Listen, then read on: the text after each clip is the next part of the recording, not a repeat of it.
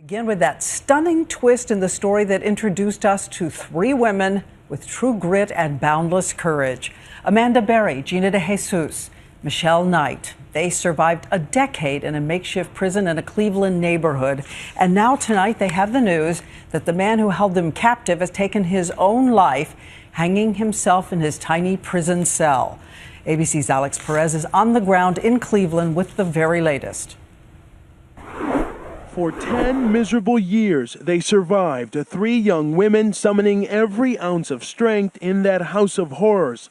But Ariel Castro lasted just 1 month and 1 day in prison before apparently taking his own life. So you understand, you'll be in prison for life. Castro spent his final days in an 8 by 12-foot cell with a bed, sink, urinal, shower, and the surface to write on.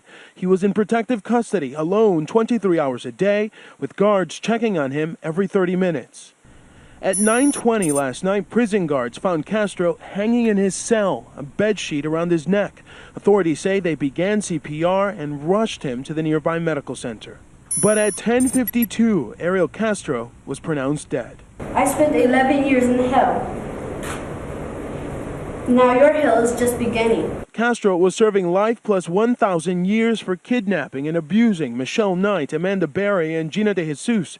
In a rambling court statement, he insisted they lived as a family. We had a lot of harmony going on in that home. Castro's mother and sister have visited him in prison. He was not on suicide watch, but today his lawyer said he should have been. Any sort of intake screening for a psychological assessment may have been inadequate. And so we wanted to ensure that there would be safeguards that would be implemented at the facility to prevent what occurred. The Department of Corrections and Ohio Highway Patrol are both leading separate investigations into Castro's death, but today prosecutors dismissed Castro as a coward, saying this man couldn't take for even a month a small portion of what he had dished out for more than a decade. And Diane, that infamous house here on Seymour Avenue is now gone, replaced by this community garden, an attempt by this neighborhood to try to move forward.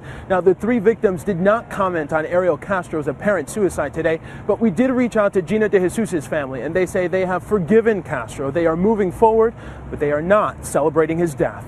Diane? Thank you, Alex. What an amazing change where that house used to be.